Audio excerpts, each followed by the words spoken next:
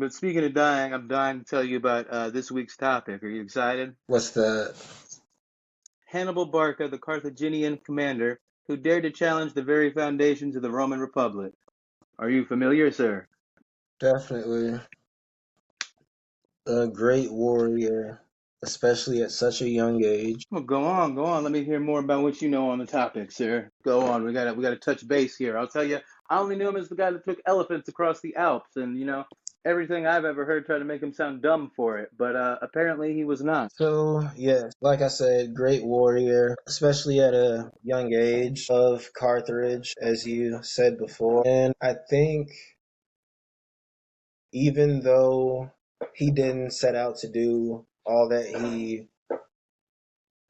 wanted to, just still sets an interesting footnote for such a character, especially somebody who stood so tall against the Roman Empire. Man, vastly so. Like, I don't think it's right that he's like relegated to a footnote of history and Caesar gets all these books about him when, Hannibal really, when all is said and done, like, a commander so brilliant and strategically innovative, so utterly determined that he single-handedly challenged the most powerful empire of his time on their home turf. Like, the dude that crossed the Alps, yeah, sure. I mean, very, very insanely interesting commander, very interesting guy, like, very interesting topic that people I don't think know enough of. Yeah, I think truth be told, within intellectual circle, you know what I mean? I think most people know about Hannibal. If you've done enough intellectual detours, he's a name that you're definitely familiar with. Especially when it comes to military strategy. There's military strategists that to this day still use some of his techniques. Such as, if you could share. But like in World War I, World War II, a lot of these guys like what was the battle that he was in? I'm trying to remember the name of it. It was like his first big battle. I cannot think of the name of it right now though. It'll come to me. It'll come to me. But his first real big battle, these guys pulled like this pincer move basically, and all these strategists in World War I were like, yeah, we're gonna do the same thing Hannibal did. Yeah, we're gonna do the same thing Hannibal did. Yeah, we're gonna do the same thing Hannibal did. But it's like it worked for him because he didn't have modern weapons. It didn't work for you guys in World War I because you're blowing each other apart with machine guns. Yeah, yeah, definitely.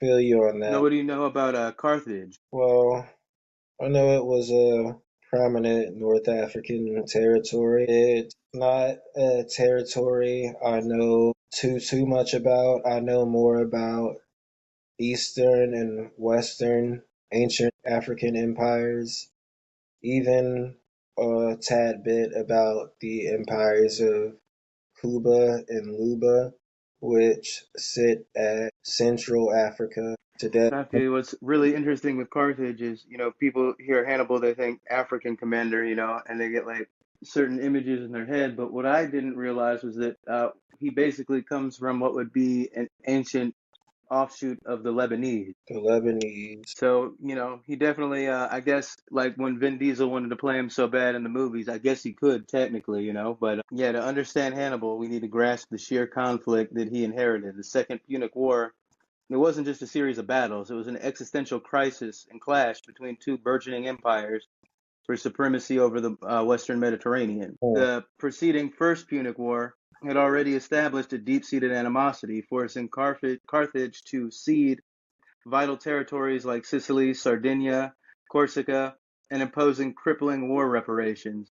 I mean, can you imagine the resentment and the simmering desire, the retribution, especially within powerful military families like the Barcids?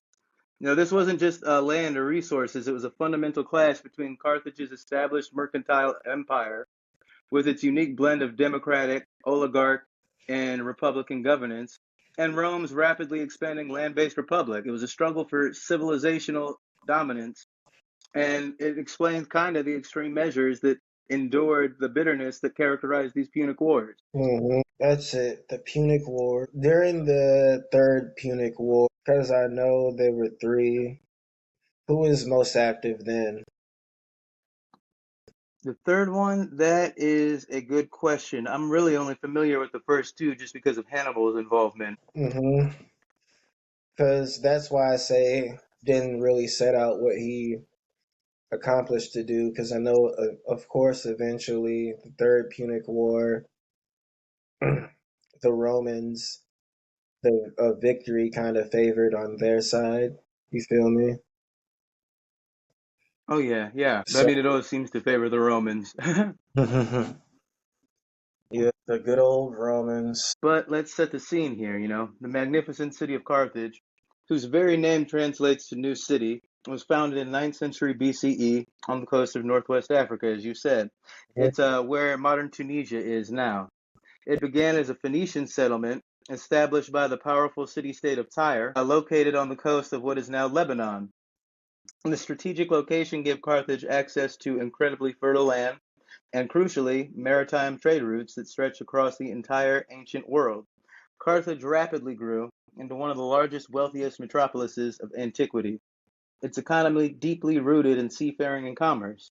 They were renowned for their commercial prowess, exporting valuable goods like the famous Tyrian purple dye extracted from shellfish and controlling vast networks of trade. So, a very interesting dynamic is there, Yeah, it shows the contrast. Like I think you said, they're a society that, based on what you said about them, they remind me of the Phoenicians, as in the fact that they're definitely a seafaring people. You feel me?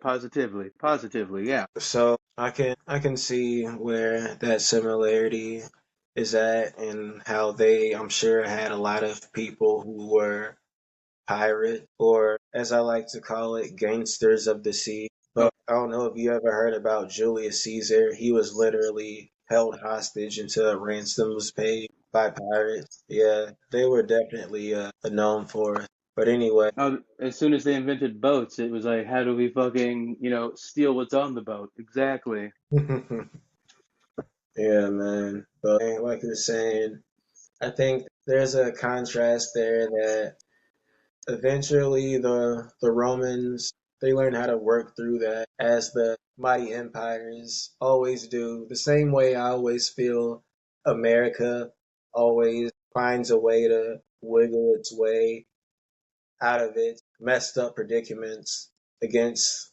other empires. You know what I mean? I remember you saying that you feel like we what we are through the First and Second World War, and I mean, anybody truthfully was lucky to make it out of either one of those. So, yeah, And to make it out the way we did, right. so I'm just starting to see those similarities. On Carthage's government, it was a structure that was a fascinating and complex blend of democracy, oligarchy, and republicanism. They had elected officials accountable to a popular assembly and two suffets. Think of them as chief magistrates, one for military command and one for domestic governance, annually. Policy matters were debated in Senate, and disputes could even be put to a popular citizens' assembly vote. However, political life was largely dominated by an aristocratic elite, characterized by powerful competing clans like the Barkids, the Magonids, who held most significant political, judicial, and military positions. And then there were the truly unique and powerful institution, the Council of 104. These were lifelong members of the Senate who assessed the military performance of commanders, and with punishments ranging from fines to even crucifixion for those who failed. This intricate system, while designed to prevent any single individual from accumulating excessive power, inadvertently fostered internal factionalism and endemic corruption. This structural weakness, particularly the Council's punitive authority, could and eventually did hinder unified war efforts by creating a climate where military support and resources might be allocated based on political allegiances rather than strategic necessity.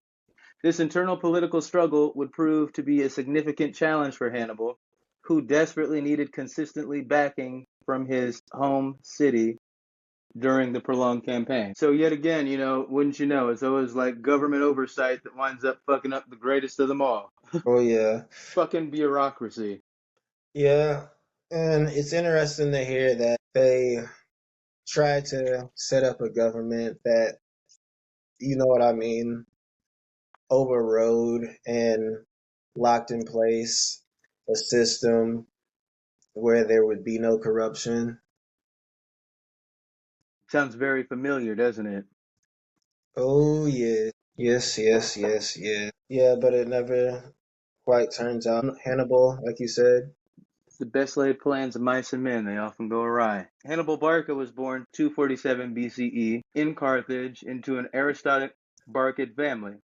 The family name Barca, meaning blessing, was associated with the deity Melkart, whose priest Hannibal's father, Hamilcar, was. Hamilcar was a towering figure in Carthaginian history, serving as supreme military commander for nearly 2 decades, distinguishing himself during the First Punic War through his tactical ingenuity and effective guerrilla warfare in Sicily, playing a critical role in saving Carthage from collapse during the conflict and the subsequent mercenary war.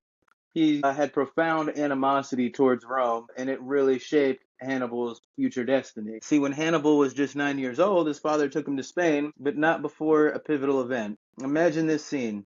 At a temple of Melkart, amidst the solemn rituals, Hamilcar compelled his young son to swear an oath of eternal hostility towards Rome. The solemn vow is recounted by ancient sources, declared, "By land and sea, when age permits, with iron and fire, I will pursue the Romans and fulfill the destinies. Nothing will stand in my way, neither the media, nor the treaties prohibiting war, nor Alps excelled by the Tarpei cliff." This blood oath was more than a personal promise. It was a powerful symbolic act that deeply ingrained Hamilcar's strategic vision and personal vendetta into his son, transforming Hannibal into the living embodiment of Carthage's desire for vengeance. This religiously sanctioned mission, undertaken at a formative age, would provide a lifelong, unwavering motivation for Hannibal's relentless pursuit of Rome and profoundly influence his willingness to employ unconventional and brutal tactics, which Romans would later perceive as perfidy or disregard their sacred fetus, mutual fidelity. it's interesting to hear that, to know that he was groomed to be who he was in that way, and not only that, because it'd be one thing if it was some special movie like shit into where he was the only person who did something like that. But from what you're telling me, it was sort of a religious trip that lots of people did at a certain age, and it was kind of sort of similar to a religious kind of Hajj type of trip that people take. It's sort of like divine right, right? And divine right can like really fuck up a kingdom because the king doesn't have to work very hard because God told him he's in charge. But like when you swear to God that you're going to kill a group of people, then like I feel like you're in like an extra aggressive mindset that you're not going to let it go by any means necessary because like come the fuck on, you were told God you were going to do it, so now you're going to kill all these people by any means necessary. It kind of gives you more of a fervor. Yeah, I'm not gonna lie. A motherfucker like Hannibal, and it's interesting that what I'm gonna say, it seems like the people in history whose names begin with an H, I think this about, but Hannibal, I'd like to get to know him and see how he was in real life just for the expression on his face. A man who's bred for it and who carried out so much atrocity in the world just to see what the expression on his face was like. And I also said that about Harriet Tubman because we know what the expression on her face looked like. I feel you. Just an old, tired motherfucker who's been through a lifetime of slavery and escaping from it. Hannibal's early life was steeped with military realities, right? So he spent his formative years in Spain undergoing intense apprenticeship under his father Hamilcar, and later under his brother-in-law and Hamilcar's successor, Hasdrubal the Fair. You know, you got three H names right there, man. This exposure to the rigors of frontier life provided him with invaluable military practice and practical military training. He learned everything from logistics and supply chains to commanding diverse mercenary forces, understanding their motivations and managing their loyalties. His education was further enhanced by a Spartan military man named Cicero, with performing and perfecting Hannibal's physical and military skills, instilling the discipline and resilience characteristic of Spartan warriors. Cicilo's training, combined with Alexander the Great serving as an ideal model for Hannibal to emulate, instilled in him a blend of practical experience and grand strategic vision. The comprehensive training was coupled with his innate aptitude for command. It led to a rapid ascent. Upon Hasdrubal's assassination, the army, recognizing Hannibal's proven success as an officer, his charisma, and his tactical acumen, immediately proclaimed the 26-year-old as their commander-in-chief. The Carthaginian government swiftly ratified this field appointment. Hannibal's early exposure to military life in Spain under the direct tutelage of a master guerrilla warfare and Spartan trainer provided him with a unique blend of experience and theoretical knowledge. This comprehensive foundation allowed him to develop the cunning deception and tactical genius that would define his later campaigns, particularly to exploit enemy weaknesses and utilize ambushes. He was very good at knowing just what weaknesses him and his enemies had. Yeah, it's like I said, it's definitely a lot. And I know I was in the right about him being a highly respected and trained warrior, even within a young age bracket. He was a force to be reckoned with. Definitely that. And to be trained by Spartans to learn how to be Alexander, I mean, you're coming in with the best knowledge you could have for this. hmm Definitely. And the Roman, they avoided directly engaging with him, so that says it all right there. He was very, very feared. Upon assuming command, Hannibal dedicated two crucial years from 221 to 219 to solidifying Carthaginian control and completing the conquest of Hispania south of the Ebro River. This period was critical for Carthage, which was still recovering from the heavy indemnities and territorial losses of the First Punic War. Hannibal's campaigns here were not merely about territorial expansion, but about securing vital resources, particularly the rich silver mines in the region, which were essential for rebuilding Carthage's economic and military strength. These mines would fund his future wars. He attacked and stormed key centers such as Elythia, the strongest point of the Olcades, and he forced their surrender. He also quelled the rebellious Versailles and achieved a resounding victory over the Carpetani near the Tagus River. To further cement Carthaginian influence and stability, he strategically married a Spanish princess, Emilce, forging political alliances through matrimony. This focused expansion in Spain, inherited from his father, demonstrated a long-term strategic vision for challenging Rome, laying the necessary economic and logistical groundwork for future conflict. That makes him even greater, of a historic figure because his actions, like you said, it affected future conflict, future situations in the world. So, like you said, maybe should be talked about a little more. Well, I don't know. Is that the case at all in general history? But like I said, amongst intellectual people, I think most of us know about Hannibal. But your average person, all they know is, oh, the guy with the elephants. Or maybe not even that, really. Like the average historical figure is the person like who's not a quote unquote intellectual. They don't really dive into the arts of books and shit like that. They know about George Washington, Abraham Lincoln. As far as Roman and Greek shit, like Julius Caesar, Maybe Alexander at best. Right, right. yeah, shit like that. The direct catalyst for the Second Punic War was Hannibal's calculated attack on Saguntum in 219 BCE. Saguntum was an independent Iberian city located south of the Ebro River, a boundary that had been established by a treaty between Rome and Hasdrubal the Fair as the northern limit of Carthaginian influence in the Iberian Peninsula. Although Saguntum was south of the Ebro, Rome considered it a friend and viewed Hannibal's assault as a direct act of war and a breach of the existing treaty. Now, the siege of Saguntum was brutal and lasted 8 months. Hannibal himself was severely wounded during the assault, a testament to the ferocity of the fighting. The defending Saguntines endured horrific conditions, reportedly resorting to cannibalism and mass suicide in their desperation, rather than to surrender to Carthaginian rule. Despite their pleas for assistance, Rome, preoccupied with other conflicts and underestimating Hannibal's resolve, sent no aid. The city's eventual fall was a deliberate act of provocation by Hannibal, a direct challenge to Rome's perceived authority, and a fulfillment to the oath he had sworn against Rome. While practical considerations such as gaining plunder for his mercenaries and eliminating a potential enemy stronghold were present, the primary motivation was to force Rome's hand and initiate the war on his own terms. By choosing the timing and initial conditions of the conflict, Hannibal demonstrated strategic audacity and unwavering commitment to his lifelong mission, effectively triggering the Second Punic War. Audacity, huh? Well, I mean, you're taking on the biggest empire in the world and you're just shitting on their doorstep. Yeah, man. The balls of King Kong, it seems like. Gotta give him that.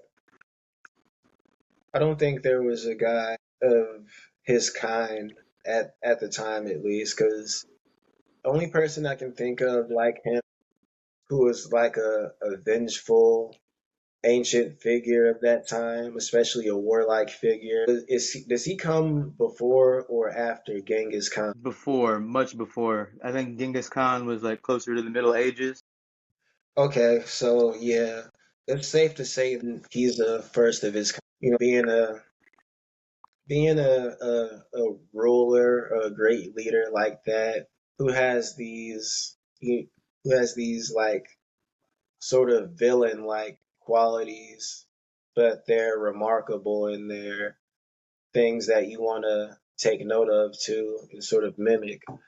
Some of his quotes, I don't know if you've seen them. Mm-mm. Well, and like you said, villain. I'm wondering, is he a villain or is it more like a vengeful? No, I said villain like quality. At the very least, he has villain like quality, like an anti hero. You feel me? There we go. I feel you. I get you. Yeah, yeah, that's fair. May just be the first anti hero in history, but let us relieve the Romans from the anxiety they have so long experienced, since they think it tries their patience too much to wait for an old man's death. Hmm. Deep.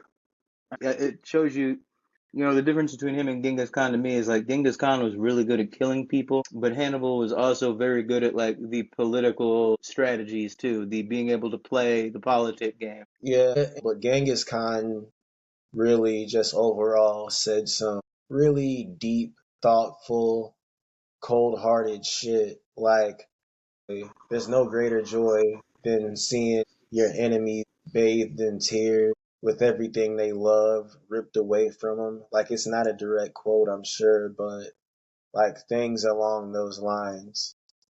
Well, him and the Golden Horde were so brutal that he killed enough people that the world temperature dropped. Like he killed enough people that he made the world a colder place, literally.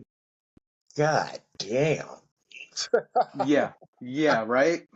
That shit goes in the history books, my nigga, literally. Like,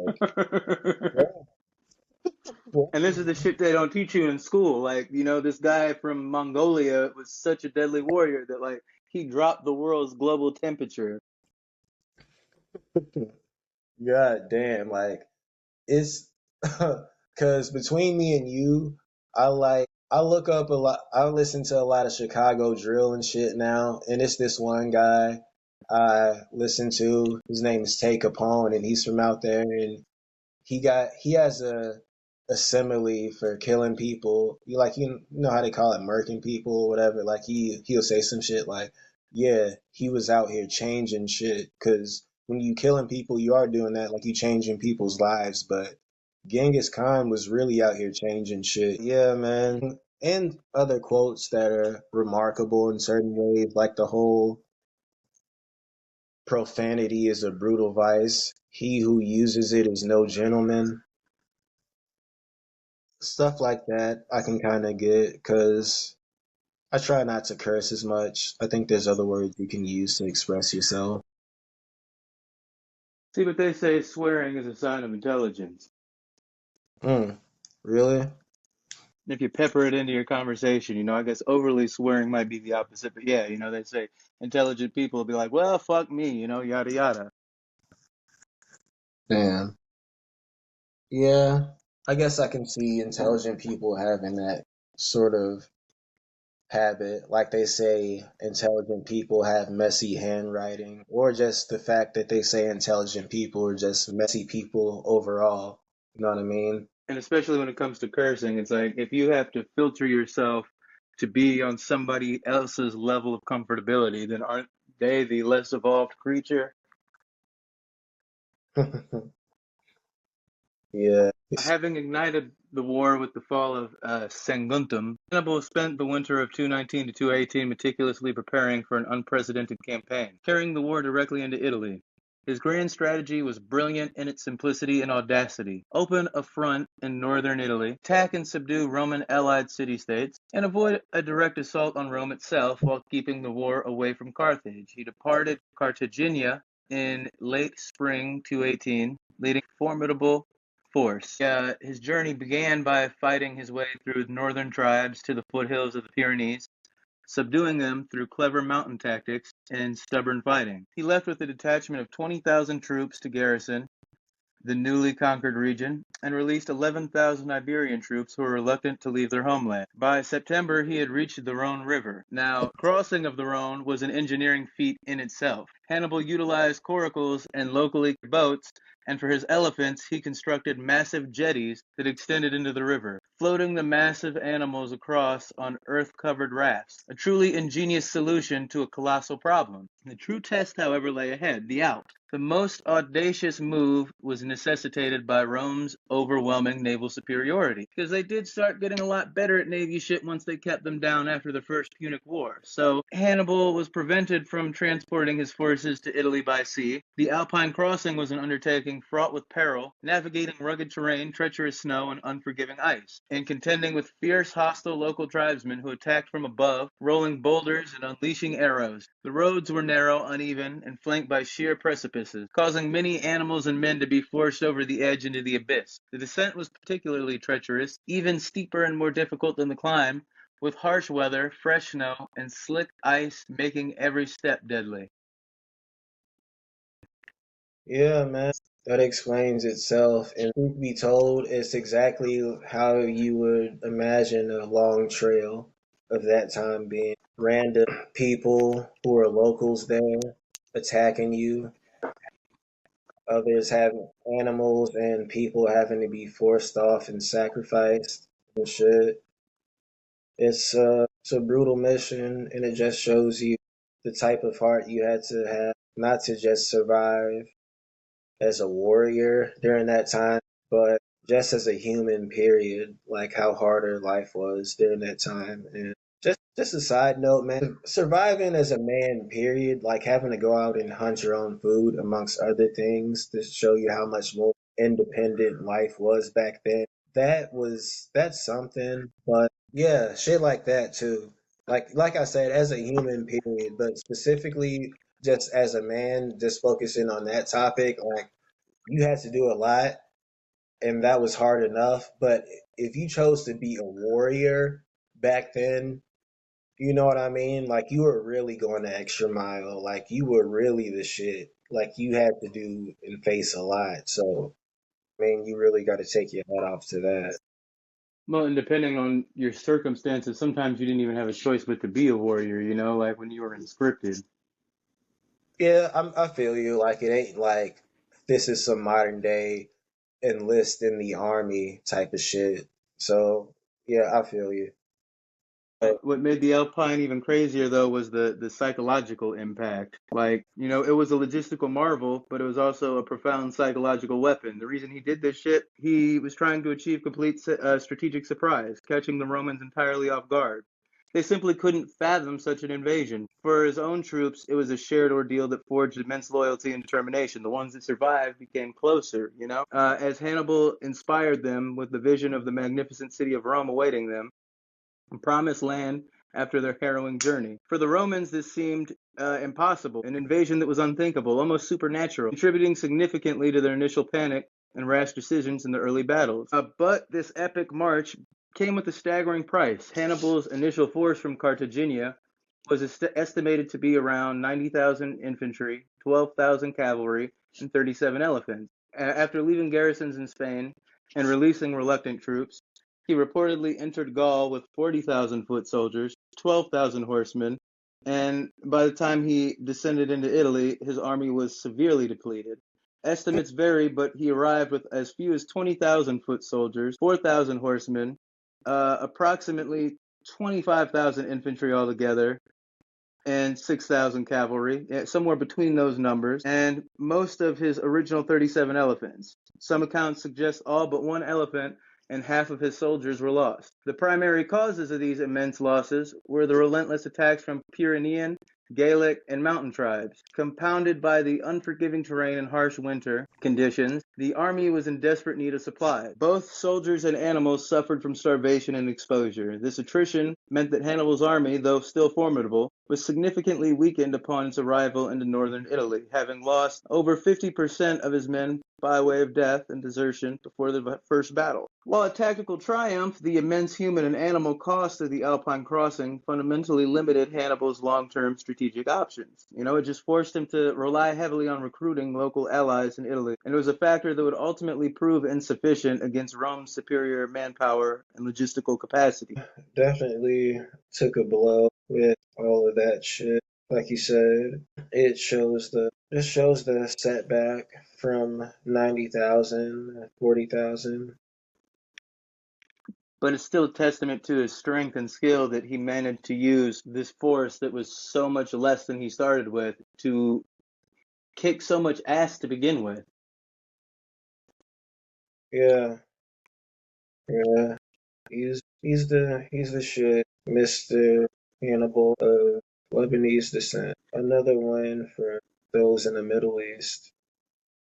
I mean, it shows when he starts these battles. The first battle he really had was the Battle of Trebia, and it was fought in December of 218. It marked the first major engagement of the Second Punic War on Italian soil. Hannibal, after he arrived in northern Italy, weakened by the Alpine crossing, he was still formidable. He quickly gained the support of rebelling Gaelic tribes. He chose the Trebia River as his battleground, meticulously setting a trap. The Roman forces were commanded by Consul Tiberius Sempronius Longus, a rash and impetuous leader, eager for a decisive victory, who disregarded the more cautious advice of his wounded counterpart, Publius Cornelius Scipio. Hannibal exploited Sempronius's temperament and the terrain with masterful cunning. Early on a cold December morning, he dispatched Numidian cavalry to harass the Roman camp, provoking Sempronius into ordering troops to cross the icy Trebia River without adequate preparation. This left Romans wet, cold, and fatigued even before the battle began. Meanwhile, Hannibal had his own troops well fed, rested, and strategically positioned. As the Romans advanced, Hannibal's brother Mago led a concealed force of 2,000 men hidden in stream beds and swamps to attack the Roman rear. See, this is the battle I was telling you about that all these guys tried to reenact later on, military leaders, time infinitum. So the pincer movement, combined with the frontal assault by Hannibal's main army, and superior cavalry outflanking the Roman wings, caught the Romans completely off guard. The result was a crushing Carthaginian victory with up to 26 to 32,000 Roman casualties compared to 4,000 to 5,000 Carthaginian casualties. This triumph significantly boosted Carthaginian morale and solidified Hannibal's reputation as a brilliant tactician. It encouraged many Gaelic tribes in the north to join his force, and Trebia demonstrated his profound understanding of geography and human psychology. He engineered a decisive victory by dictating the terms of engagement and executing a perfect ambush. Yeah, that's definitely showing a lot. I hear what you're saying. It's a lot of manipulation in there, as well as just knowledge of the land. So yeah, it's a sweet victory. Definitely, I'm into it. And that's just the start. Then Hannibal's tactical genius was further showcased at the Battle of Lake Trasimene, which was fought on June 21st, 217. Here he again exploited the impetuous nature of a Roman consul, Gaius Flaminius Nepos, by ravaging Etruscan territory and provoking Flaminius to pursue him. Hannibal positioned his army along the north shore of Lake Trasimene, expertly concealing his forces in the morning mist and hilly terrain. The Roman army marched directly into the trap and was caught between the lake and the hills as Hannibal's hidden forces. As the sun burned off the mist, the Romans found themselves surrounded with no escape. In less than 4 hours, Flaminius's army was annihilated in what was called one of the largest and most successful ambushes in military history. Approximately 15,000 Roman legionnaires were killed, with many drowning in the lake due to their heavy armor. Their fighting was so intense that neither army reportedly noticed a severe earthquake that simultaneously struck parts of Italy. Trasimene further cemented Hannibal's reputation as a master of ambush and deception. He had consistent ability to achieve devastating ambushes, and it stemmed from a deep study of his opponent's character and willingness to break conventional rules of engagement, with the Romans adhering to their concepts of fides, mutual fidelity and good faith, found unconceivable and treacherous. This fundamental disconnect between Hannibal's unconventional warfare and the Romans' military strategy that was more rigid gave him a distinct advantage in the early years of the war. I'm not gonna lie. Hearing certain stories like this, it makes you wish, I don't know, it makes you only think about how you wish it would have turned out a little different just for history's sake. It would have been nice for Carthage to get the ultimate victory over the big bag global empire at the time of Rome. Well, it is kind of a good lesson too, though. At the same time, in my eyes, it's a good lesson to learn that you can do everything right and still lose. That you can do everything what? You can do everything right and still lose. You know what I mean? That you can make every move right. You can make every good choice you possibly could. You could do everything to work it in your favor, but at the same time, you can still lose. Yeah, yeah. You definitely gotta take the tidbits of lessons out of history. I feel you on that. Well, then we come to Cannae, the apex of annihilation. You know, the Battle of Cannae, fought in 216, represents the zenith of Hannibal's tactical brilliance and one of the most catastrophic defeats in Roman history. Having recovered from early losses, the Romans assembled their largest army to date, estimated at 86,000 Roman and allied troops, massing their heavy infantry in an unusually deep formation, believing sheer weight of numbers could crush Hannibal. Hannibal, despite being significantly outnumbered, employed the double envelopment tactic, a strategy that became a masterpiece that is still studied in military academies today. He intentionally allowed his weaker center to fall back, forming a crescent shape that drew the Romans' infantry deeper into the lines. Simultaneously, his cavalry routed the Roman wings, then wheeled around to attack the Roman infantry from the rear, completing the encirclement. Trapped with no room to maneuver, the vast Roman army was systematically slaughtered, you know, Genghis Khan kind of style, if you think about it. Casualties were staggering. Between 50 and 70,000 Romans were killed, and thousands more captured, making it one of the most lethal single days of fighting in history. Hannibal, by contrast, lost only 6,000 men. Now, the psychological impact on Rome was profound. News of the massacre sent the city into a panic, leading to desperate measures including consulting oracles and even human sacrifice. While Cannae left no legion standing between Hannibal and Rome, he famously hesitated to march directly on the city. This decision was kind of criticized by Roman historians, was likely due to several crucial factors. His army, though victorious, was exhausted and too small for a successful siege of a heavily fortified city like Rome. It lacked the necessary siege equipment. Furthermore, Hannibal's grand strategy was to alienate Rome's Italian allies, not necessarily conquer Rome directly. He believed that by repeatedly defeating Roman armies, he could convince their allies to defect. Cannae, while a tactical masterpiece, thus exposed Hannibal's strategic limitations, particularly his army's insufficient size for siege warfare and his miscalculation of the unwavering loyalty of Rome's central Italian allies. This failure to convert tactical triumph into immediate strategic victory was a critical turning point, allowing Rome to recover and adopt a more effective counter strategy. I guess that lays it out right there. Why it didn't turn out more favorable for Carthage, at least in the end. 50 to 70,000 people, and the fact that they had these motherfuckers trying to talk to oracles, trying to consult the supernatural to see what's gotta be done. Sacrificing other humans, right? Like, but to be fair, I could imagine even if it was a battle, not even a terrorist attack in America, but a battle faced in an American war, a war that American America was involved in, where we lost 70,000 people. I could imagine that would make us shit our pants a bit, you know? Man, but then, you look at like those numbers are nothing compared to like the British at Somme lost 57,000 men on the first day. So, I mean, as modern equivalents, I guess only 20,000 of them died, but like 57,000 casualties. You said only 20,000 died. Yep, but 50,000 of them taken down. I mean, but at the same time, considering that war, you might as well have died because, like, are you ever going to come back the same person? Like, when they say wounded, what is wounded? Are you missing your arms and your legs? I know what you mean.